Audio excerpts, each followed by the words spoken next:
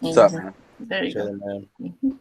Mm-hmm. Just in time, bro. So Mm-hmm. I was telling the guys that so this is Shane. Yeah. So Shane and I go way back from 2013, working Mm-hmm. at Wedgwood Christian Services together, Mm-hmm. and at Calvin College together for about 3 years. Mm-hmm. So Shane has a lot of experience working with youth of all kinds. Um, she's one of the goats in my book. Oh, thank you. Mm-hmm. Yeah, and I'm really glad that she could take the time to spend with us to talk about mental health. Um, Mm-hmm. it's a very important topic, and as athletes, I think that we should take this, seriously. It won't only make us better athletes, but it'll, make us, better people. Mm-hmm. Um, so Shane, if you have anything to say, just about yourself, and then I'll let the guys kind of Mm-hmm. introduce themselves too. Yep, that sounds good. Thank you. So thank you for the introduction you did about history and yeah, time flies. It's just so crazy because Wow. 2013 is correct, and here we are in 2021. So Mhm. yeah, so as Wes mentioned, my name is Shayne McNichols, and I work currently at Calvin University. Like I mentioned earlier, I'm on summer break, but I'll still represent them because I'm still on payroll. Okay, so I work there, but then I also have my own private practice, which is called Blossom Counseling Center for Personal Growth and Development, and I opened up my own practice about 2 years ago. So I do that part time, and then I do Calvin full time. So I'm pretty busy, especially about 9 or 10 months out the year between both jobs. And then people have me speak about different topics related to mental health. So mental health has been life for me, which is amazing because it's so important, and we'll talk more about that later. So yeah, I am not originally from here. I'm originally from Los Angeles, California, and Detroit. But I've been in Grand Rapids for a while, especially since going to undergrad at Grand Valley many years ago.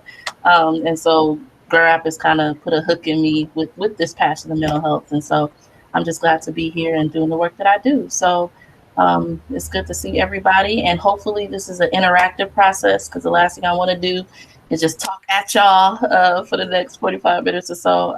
Please, if you have any questions, if you need me to break something down clear, whatever, while I'm talking, please interrupt me and do that because I want everybody to be on the one accord and on the same page. Okay, so nice to meet everybody. For sure. Thank you, Shane. Yeah, no problem. So yeah, I want all the guys to kind of go around and just introduce yourself, sport you play, and just make it real simple. Hmm. So we'll go with you, Brendan, first, since you're the old head of the group. Besides you, Hmm. but My name is Brendan Toonstra. I go to Kellogg'sville High School. Hmm. I'm a junior, Hmm. and I play basketball and football. all right, Jacob. My name is Jacob Miles. I'm a freshman at Wyoming High School, and I play basketball. So, good stuff. My name's Trey Walker. I go to Gowan Heights and I do track and basketball.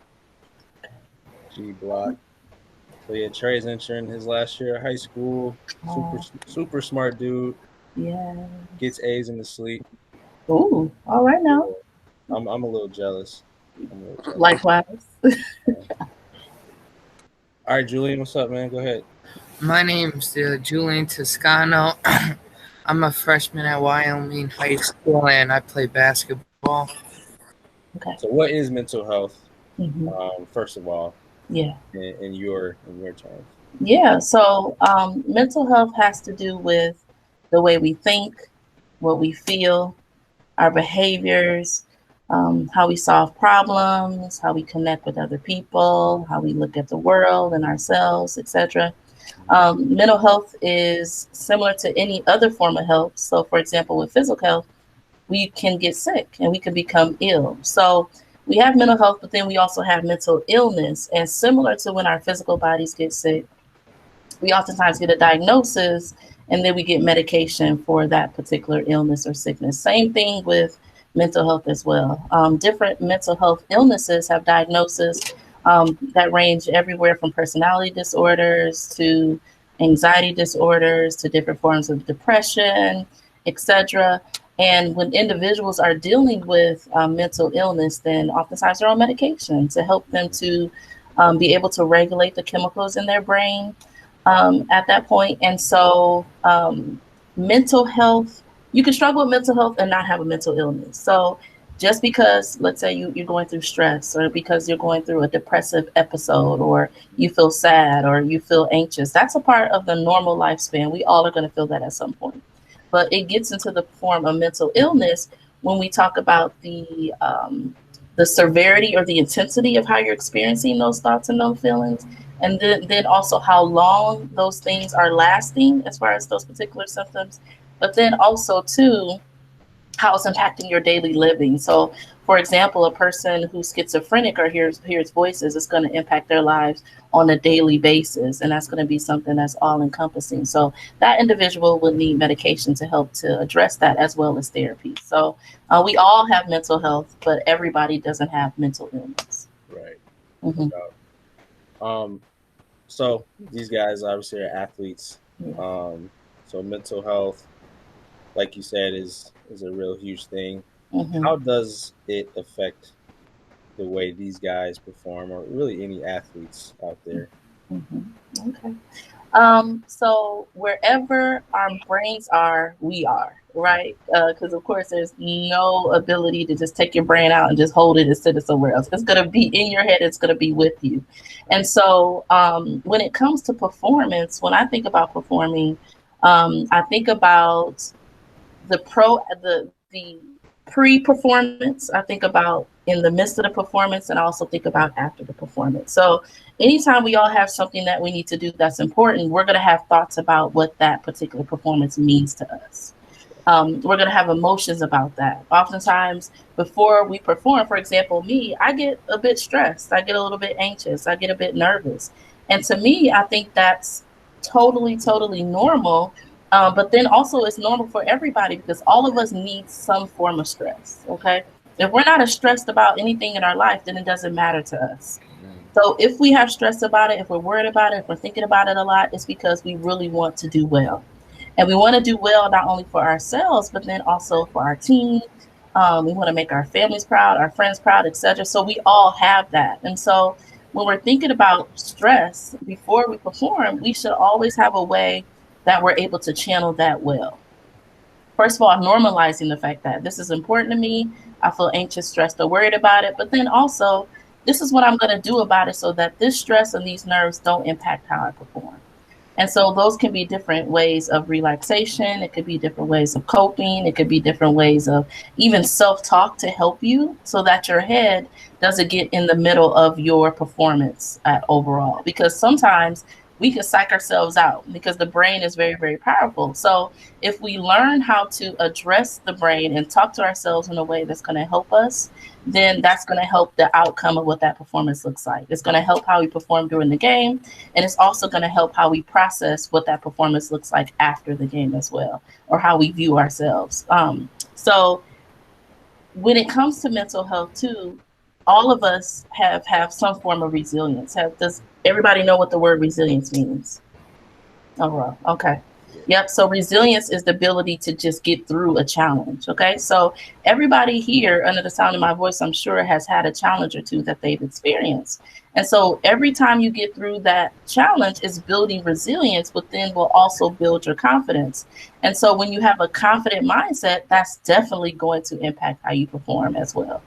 And also how you take care of yourself will also impact not only how you live life in the midst of the performance, but then also outside of the performance as well. So it's really important that we take care of ourselves regardless. That's dope. That's real good stuff. And a lot of what you said is some of the stuff that we talk about, especially like the positive self-talk, the relaxation, and things like that. Yeah. Brendan actually referred to, deep breathing exercises before you hopped on. So that's some really good stuff. So I'm all about being proactive versus reactive, right? So what are some things that we can do to kind of prevent our stuff. You talked about like daily care. So what are some things that you recommend these guys to do every single day to kind of stay in the right mind? So I think one of the biggest things to do is to understand that we are holistic beings. We have a mind, we also have a body, and we have a spirit or a soul. Okay. And so, being holistic beings, we can't just always focus on one and neglect the other, because if you do that, then the outcome is going to be negative. So, if you're all about getting strong and buff and cut and whatever the words are used when people work out, um, and you neglect your mind, you neglect your spirit, or you neglect your emotions, that's going to cause an issue, because we're exercising one muscle a whole lot and neglecting the other. That's when we're inviting mental health problems. That's when we're also inviting or triggering the intensity of mental illness as well. And so it's really important to do a self-care check-in and say, shoot, I worked out a whole lot, but have I even thought about how I felt today? Have I done anything? Have I journaled? Have I read? Have I prayed? Have I, laughed? Have I meditated? Something else. And so it's really important that we see ourselves as holistic beings and we do something every single day with intentionality that's going to hit one of those particular areas. For example, if you're someone, I'm not sure, because we all have individual suitcases that are invisible that we all carry. So I might be talking to someone, or someone's listening under the sound of my voice, that has depression. In order to combat depression, it's going to be really important that you stay connected with people who are positive. That's self-care too. It's also important that you do a hobby. Even if you're always about being an athlete, tapping into other areas of yourself that can be a passion point for you too. Because it doesn't, even though sports is all encompassing, I was joking with Wes about, I understand where y'all coming from because I was an athlete too. No, I was not an athlete too. Okay. I went to performing arts high school and I sang for years. Okay. But I came from an athletic family. My dad was a basketball player. He was the first black male golf player on his team in high school. He also did track. So I know about that mindset and I know how it can become life. But we have to understand that when we have a passion of that source, it doesn't mean we don't be as passionate to that as we should, but it also means that it's okay to invite other things that could stimulate other parts of our brain and that can also offer us an opportunity for relaxation. So if you are interested in art, do that. If you're interested in reading, do that. It's important that we tap into all those parts of ourselves. So one thing that I'm really glad about is that self-care has become something that's been even more popular now than it ever has before. And I'm glad to hear that, because that's something we as clinicians have been preaching forever. Please take care of your total self. And all day long, I spoke at a conference one time about the question, how are you? Okay. And so when people ask you, how are you? Usually our default is to say, I'm fine, I'm good, I'm all right. No, but sometimes we got to sit back and just say, no, how am I really? How do I feel? And how do I know I feel that way? Okay. So what I would encourage you all is just to build your self-awareness, check in with your emotions, and exercise other muscles besides your body so that you can be mentally whole and mentally healthy as well. Absolutely. Mm-hmm. Good stuff again. So everything that you just said reminds me, my boy Jacob. Mm-hmm. So Jacob is calm, cool, and collected, and I think that he has this part mastered. So Jacob, do you want to share with Shayne like some of the stuff that you talk to me about, like what you do on the daily? Mm-hmm. Oh, you're right about that part. He said I'm very chill. I just live life pretty much. Mm-hmm. I'm chill, I guess. I don't really overreact over big things. Mm-hmm. Talk about some of the activities that you kind of do. Oh, every day most days I'll go on a walk. Kind of just clear my head. I kind of sit at home a little too, but I'm introverted. Mm-hmm. So you got an artsy side too, right? Talk about that. Yeah. Oh, Yeah. nice. Yeah. Yep. What type of art do you like to do? I like drawing more. Mm-hmm. Painting a little bit, but Mm-hmm. for me, drawing is better because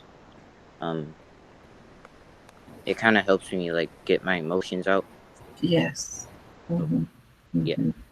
I love that. I'm a big fan of art. At Calvin, I do a art therapy group called Expressive Arts, and yeah, if there's a person in the space that, let's say, is struggling to have language around how they feel or even putting the words together, art is a great opportunity to kind of express yourself. So that's really cool that you utilize that, that you walk. Um, and then you mentioned that you're introverted, and so introverts oftentimes live inside of their head, and so what are those outlets? So when you are expressing emotions or things inside, do you take that out on the court? Is that how you kind of get some stressors out, some emotions out? Does that come up in those spaces as well? Sometimes, but Mm-hmm. um, I guess I'll kind of just think on it and then Mm-hmm. just decide what I'm gonna do. But Mm-hmm.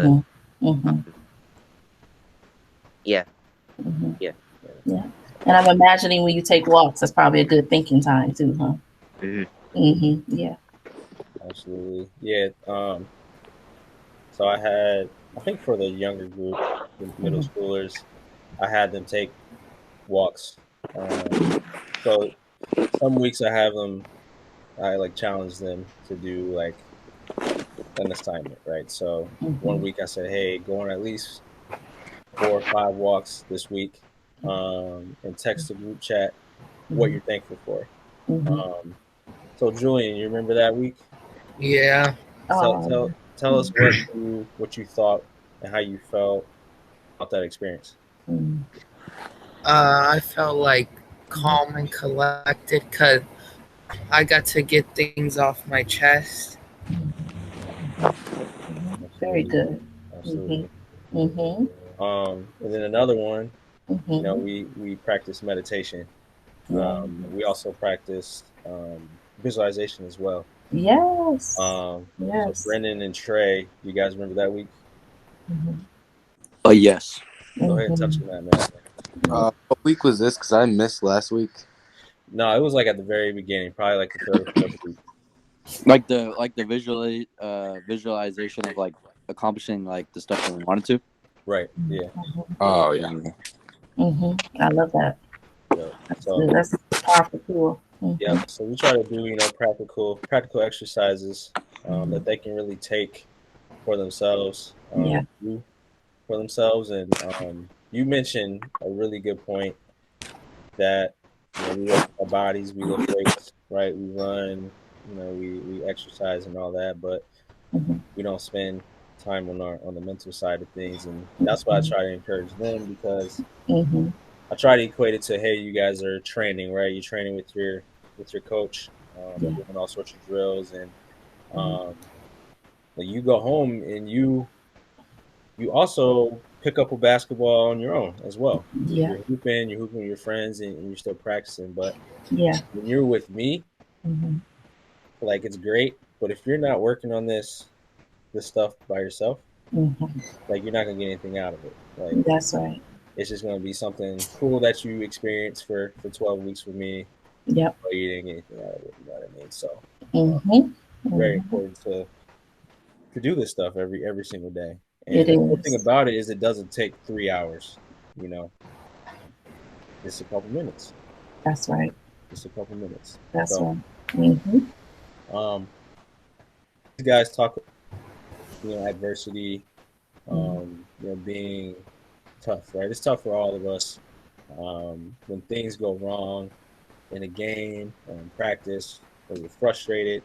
So you've worked with many people that deal with either anger issues or getting frustrated easily about stuff. Um, so how do you coach your clients, all the teams and college students that you've worked with? Mm-hmm. How do you coach them through staying level-headed through these situations? Mm-hmm. Ooh, yeah, that's a good question. When it comes to being level-headed, I mean, the clearest definition of that is just that cool, calm, and collected person. You know, individual who's rational, who's reasonable, who's just pretty balanced. And it's safe to say that nobody was born level-headed. You know, that's a skill set that can be defined. Yes, you can be just naturally cool, but there's going to be things that prick you and make you feel some form of emotion. If I'm ever working with someone and they say, I never get upset, I'm worried about you. Okay, because we all do. If someone says nervous, what? I don't never. I'm worried about you too, because we all have a range of emotions, and it's okay to have those. And some people feel like they're flawed if they feel that. No, you are human, and that's how, and that's just what it is. So number one, I always like to normalize for people the human experience, and to normalize the fact that we all have felt the way that you feel. You know, we all have different degrees that we feel it as far as the intensity. So some people's anger just might be just a little, maybe a bit of a sizzle, where other people's might be a full fire, you know? And so when it comes to anger management, or it comes to the management of any emotions, first and foremost, I just want to know from people, well, how has the mismanagement of those emotions affected your life? You know, how has not managing your anger caused you issues in your relationships? Right. How has it caused issues on your job?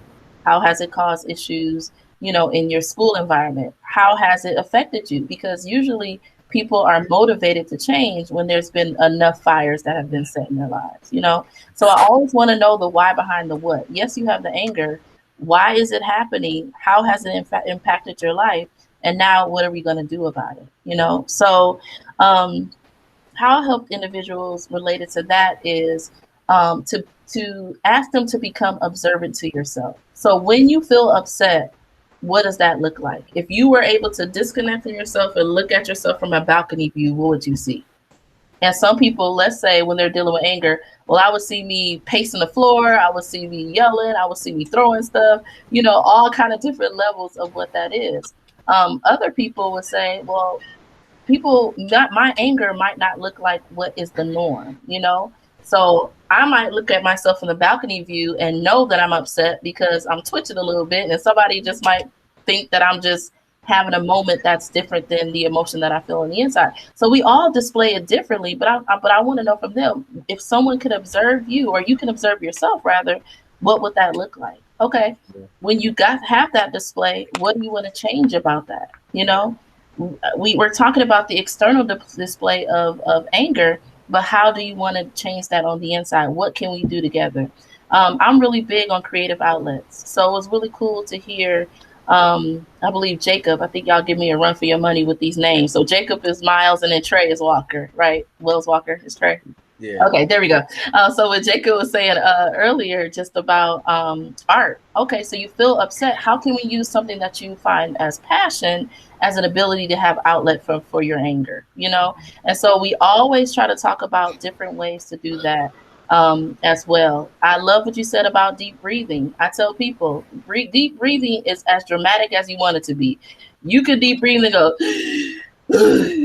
if you want to, but it's a quiet process where you can, in the moment of a trigger, you can manage yourself. You have the same body that gets upset is the same body and mind that could be calmed down. So use what you have on the inside of you to help you to become more level-headed. The self-talk that you mentioned earlier, Wes, we talk about that. We ask ourselves different questions. Is what I'm upset about right now, is this going to matter in 5 minutes? Is it going to matter in 5 hours? Is it going to matter in 5 days, 5 weeks, 5 years? To really see, is this worth being upset about? If it's not worth all the energy and doesn't have a long-term effect, then let me calm down and really focus on something different than what's making me upset. So we use something called Socratic questioning to challenge our thoughts to say, you know, is this all that is cracked up to be, or is my emotions telling me something more than it really is? And so when we really start to challenge the way that we think, then we can use that as an opportunity to calm ourselves down and say, you know what, this doesn't really have that much stock. Let me breathe, and now let me shift my focus. So it's a process of changing our thought process, but then also your behaviors and maybe distracting yourself in a way that doesn't allow whatever the stimulus is to have as much stock as it wants to have in that situation. Definitely. Yeah. Definitely. Mm-hmm. And that question that you asked Basically, like if you step outside of your body and see yourself angry, what does it look like? So, Mm-hmm. Trey, I'm gonna come to you, man, because I appreciate you Yeah. because Trey's been the most open about his, frustration and anger. Mm-hmm. Um, so Mm-hmm. first, talk about that, Trey. Like, I know Mm-hmm. the answer to this question, but share with Yeah. Shane, like, what types of stuff you get upset with the most while you're hooping. Just like mistakes that I do, like out on the court, or just like in general, like especially if they happen more than once. Yeah. Mm-hmm. Like I usually don't get mad at other people that often. It's usually like myself. Mm-hmm. Okay. All right. And so when you get upset at yourself on the court, what do you say to yourself in those moments when you make mistakes? Well, I try to say like next play or just like forget about it and like Mm-hmm. just focus on getting back on D. But that's not always what happens. Mm-hmm. Okay. All right. Also, Go ahead. Go ahead. Mm-hmm. Oh, me? Yeah, go ahead. Okay, yeah. All right, yeah, because I wanted to know what you said in a minute of yourself, because oftentimes when we make mistakes, sometimes individuals could start labeling themselves like, oh my God, you're so stupid, or oh my God, you should have known better, or I'm so stupid, or oh my God, sometimes we can fall into that self-critical language when we make mistakes. So I'm just wondering if you find yourself doing that, where you start to label yourself and maybe treat yourself kind of rude in those instances too. Yeah. Mm-hmm. Yeah. Well, thank you for your honesty, because I know that to be true. Oftentimes, it's like, oh my God, I can't believe I did that. I'm so stupid. Oh, you do better. You practiced that 15,000 times. Are you dumb? Like, oh, I must be dumb. That absolutely. Mm-hmm. Go ahead, Wes. It's so easy to say that to yourself. It's easy. It's so easy. That's why you got to check. You got to check yourself. Yes. That's why it's important to say things out loud. Like I tell these guys, positive self-talk can not only be in your head, like it has to be out loud, because it's literally replacing the negative thoughts in your mind, or the stuff you say under your breath. So Yes. it's super important. Yeah. It's huge. Treating ourselves with self-compassion, because oftentimes we talk to ourselves in ways that we would never talk to our friends, and the most important relationship we have is to be a friend to ourselves. So if you wouldn't say it to your teammate, if you wouldn't say it to a friend, it's like, shoot, then why am I talking to me like that? Yeah. That's called self-compassion and having compassion for yourself. Absolutely. Brendan, how about you, bro? So we're talking about, frustration. What types of things do you get frustrated about? I know this question, but the answer is this, but let Shane know what frustrates you on the court. On the court, missing shots that I know I should make, that kind of makes me a little angry. And mistakes. And I try and tell myself next play, but the more it keeps happening, the more I just can't take it anymore. So yeah. So I'm gonna quiz the guys. So what are the only things that we can control? Our body, or body language. What? Well, yeah, I remember this conversation. I don't remember the answers. How we handle our mistakes. Yeah. So how we react to certain situations. Right. Wasn't the second one our effort? Effort, exactly. Yeah, there we go. So our effort and how we react to certain situations. Those are really the only things that we can control, right?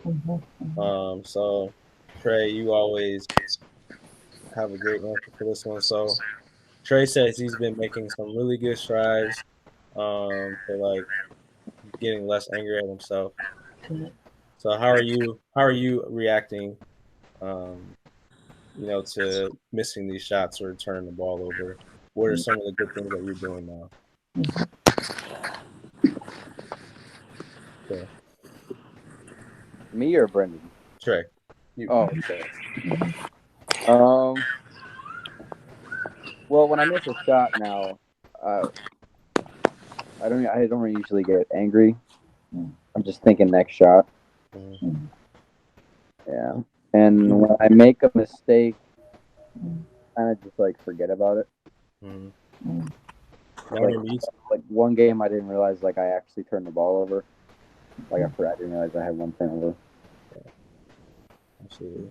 And I remember you telling me like, you know, one tournament you made a couple mistakes and you just got back on defense and played harder. So that's what you can control. That's what we can control is basically our effort, right? It's getting back on defense and just continuing to play. We can't control if we, you know, make or miss a shot. We literally cannot control that, right? We can't control most of the turnovers we have, right? We can't control what a referee calls, but we can control what we do in every situation. So, do any of y'all have questions for Shayne? I'll open that up for you guys. Like again, you guys can stop us. Yes. Any questions? Feel free to ask them. Again, y'all got a professional right here, man. Something like that. I ordered the license off YouTube. I mean, off Google, and you know, just ran with it. Yeah, but no, feel free to ask any questions. There's no, as people have, I'm sure have said your whole life, no such thing as a stupid question or something that like whatever is on your mind. If there's just a comment or concern or whatever, you know, feel free to let me know now or at any point during the time we're on the call. Since you're like good with this stuff, what's the best way you handle like your anger? Like, I just want to know. The best way I handle my anger? Yeah. See, when I am upset, it depends on the situation because different things trigger me at different points in different ways. So if I get upset about something in a professional setting, then I got to button that up as quick as I can, which means to sometimes get away from the environment where I feel triggered, you know, go down the hall, take a walk, get a drink of water, you know, take some deep breaths. You know, I tell my clients all the time, like I just because I have letters behind my name doesn't mean that I'm perfect in any way, shape, or form. You know, I am still yet a work in progress, but I deep breathe. I get away from the situation that's caused me to feel upset, and try as much as possible to look at it from as many angles as possible. Like, okay, I feel this way right now. I want to honor the way that I feel. And I don't want to invalidate that. So I want to name the fact that I'm angry, and I really want to see how much stock it really does have, you know, or how much it matters. So a lot of that question, when I said, will this matter in 5 minutes, 5 hours, 5 days, 5 weeks, 5 years, etc. And more than likely, the things that sometimes I get upset about really aren't going to matter next week, you know. So what I really try to do is not try to give my energy to something that is not really that big of a deal. In other situations, when I get angry, I'm what they call the person that has liquid rage. So I cry, you know. So somebody might look at me and think Shayne's sad. No, Shayne's just trying not to tear the door off the hinges. Okay, leave me alone. Let me cry, you know. So sometimes that's cleansing for me to be able to get away and to cry. And I know there's a lot of stigma, especially with men and males with crying, but that to me can be healing. And it can really help to just like release the energy out of me that maybe I don't have an option to get out of me, you know, any other way. So sometimes I cry. Sometimes I, you know, talk to someone that I know is going to be supportive and will be a voice of reason when I'm just beyond irrational. And I might text them or I might call them and say, hey, this is what happened. I'm really upset. I just need you to tell me something, you know? So I'm never afraid to reach out to the people that I know that are going to talk me off of a ledge. So if I can't manage it myself in that moment, I need that support, I go get that support. So those are the main ways that I usually deal with anger. So that's a great question. Dope question, Brenda. Yes. Who's not ashamed to cry in here? All right. Okay. Wait, what was the question? I said, who's not ashamed to cry in here? Very good. Okay. I don't know. Sometimes. Depends. It depends on the environment, who's around. Yeah. Okay. Yeah. is usually when we have eyes on us in those vulnerable moments. It can sometimes be hard. Do you all have close friends that you can cry with? Who won't? Yeah, I was just gonna say, like, with my close friends, I can cry around them. Good. Like, they'll be there to comfort me. But like in public, or like, yeah, in public, I can't cry. And I get that. We all wear a mask. You know what I'm saying? If we didn't wear a mask, we couldn't properly operate in society, overall. So at some point, when we're in social spaces, we do have to keep it together. But I always tell people there's always got to be some people you could be around, or a place you can go where you could take that sweaty mask off and cry and feel your feelings and just be raw. You know what I'm saying? So I'm glad that you have those safe spaces to do that. That's dope. That's a great segue. This is not even on my list, but we got about 5 minutes. Yeah. But I want to kind of end on talking about community and how important that is. Like, what do you talk to your clients about that topic? Oh my goodness. I talk about that topic in many ways because number one, I appreciate the fact that people come to me for therapy, but I'm what society calls is a formal support. So I'm a professional that they come to 1 hour a week, and we process what we process and they go. So they're coming to a professional, but we all need what's called a natural support, or people who are going to be in our lives that are going to be able to support us, to love on us, to be there for us when my hours are up for the week, my office is closed, or they don't have a session for a few other days, into the next week. So we always need people in our lives who are going to be a soft landing spot for us to really feel our feelings. Oftentimes people come to counseling not only to deal with the things that don't involve people, but things that involve people, because relationships are tough. They're complex. And especially when the relationships that we have, like with our parents or with our siblings, etc. A lot of people are in counseling to recover from maybe abusive dynamics with people who have been in their lives or people who have mistreated them. That is true every single day. We're talking about trauma, and trauma usually involves somebody else. So what I tell individuals to do is to, number one, if you've been through something that's traumatic because someone has hurt you, do your best not to project that onto other people, and to understand that there are safe people here, way more safe people than there are unsafe people here. And to do your best to find those people and understand that there are people that you can trust. Even if your mom and dad didn't prove that to be true, who are your first individuals where you learned about relationships and trust, even if they breached that or didn't do a great job, find those people and attach yourself to those individuals who will truly have your back, who wouldn't hurt you in word, who won't hurt you physically, and allow yourselves as much as possible to lower those layers and to be vulnerable with those people. I usually tell them you can tell who you can trust based on how their conversations are. So if you're around somebody who's always gossiping about Lou, Terry, Pam, and Keith, then more than likely you're gonna be first of all, I'm random, so those names have nobody I know. It's just what came up. But if you hear them gossiping about those individuals, that's probably not a person that you can trust, because you're gonna be in that number too. So understand that we all have discernment, and to give yourself the opportunity to connect and to trust other people, and to have those relationships, and to have grace in those relationships, because people are not perfect. And so have grace, be vulnerable, connect, and find those individuals who are really going to have your back, because that support system is everything. It's great to be in the game. It's great to perform, but it's even greater when you're there and you can look in the crowd and have people that support you. Even though I never did sports, I had violin, I had choir, I did dance, I did all these things. And what made me feel so good was those people who had my back looking at me from the stand. That matters. We don't want to play to a crowd of strangers. We want to have people out there who are going to root us on when we're in performance mode, and even when we're off court as well. So that's important. That's facts. Mm-hmm. So fellas, would you say you have a good 1 or 2, 3 people in your life that you can go to about anything? Yeah. Mm-hmm. Yeah. Mm-hmm. Yeah. Good. Yeah. That's great to know. So Trey, I love Trey, man. I love all y'all. But Trey, man, he Love you too, bro. That's he talks about his girlfriend all the time. all right now. So why is your girl good for you, bro? Yeah.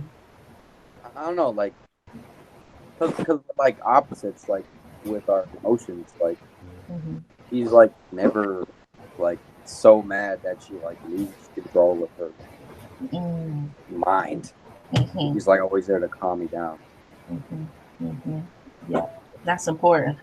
Very important, especially at that age, man. That age, like most teenage relationships are just gasoline and fire, you know. Yeah. But it sounds like you the fire and she the water. So there we go. You know what I mean? I'm here for it. For sure. I love it. As we come to a close, any other questions for Shayne before we let her go? How's your day been? How's my day been? Oh, thank you. I don't get that question a lot. Usually I'm the one asking people questions about their day. So thank you for that. My day's been good. It's been kind of long, but it's been good. Like I said, when you do something you're passionate about, even if you feel fatigued, you get re-energized every time you get to do the work. So before I got on today, I was feeling a little bit tired, but then I came on, saw your faces, and had this conversation, and now I'm back at Shayne again. So yeah, thank you for that. Welcome. Good question. Very thoughtful, bro. Very thoughtful. Yes, I appreciate it. Anybody else before we let Shayne go? Okay.